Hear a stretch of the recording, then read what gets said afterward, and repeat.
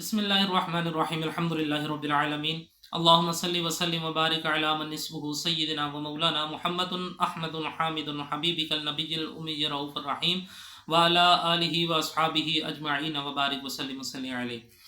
हमारे Qadri production official channel के मोअज़्ज़िज़ सामीन कराम, अस्सलामु अलैकुम व रहमतुल्लाहि व बरकातुहू। अल्लाह ताला आप सब के ऊपर अपना फजल व करम फरमाए। अल्लाह ताला तमाम उम्मत मुस्लिमा की खैर फरमाए और बिलखसूस फ़लस्तीन के मुसलमानों के ऊपर अल्लाह रब्बुल इज़्ज़त अपना फजल और करम अता फरमाए।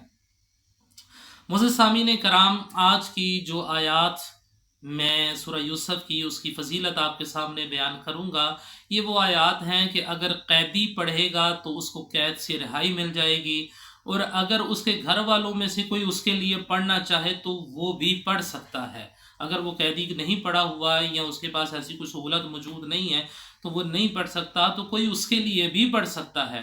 अपने किसी दोस्त के लिए, अपने किसी रिश्तेदार के लिए आप पढ़ सकते हैं, तो अल्लाह रब्बुल इज़्ज़त उसको कैद से रिहाई अता फरमा देगा।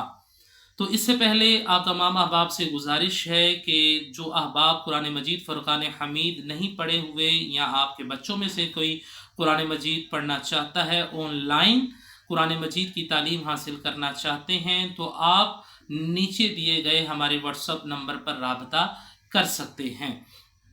तो फरमाया कि जो कोई सूरा यूसुफ की आयत नंबर 32 से लेकर 32 से लेकर 37 तक 37 तक इन आयात को बाद नमाज फजर, आयत नंबर 32 से लेकर 37 तक, आयत नंबर 32 से लेकर आयत नंबर 37 तक, इन आयात को बाद नमाज फजर 7 मरतबा पढ़ेगा या किसी अपने कैदी के लिए वो उसकी तिलावत करेगा और फिर अल्लाह रब्बुल इज़्ज़त की बारगाह में दुआ करेगा, तो अल्लाह रब्बुल इज़्ज़त उस कैदी को बहुत जल्द कैद से रिहाई अता फरमा देगा।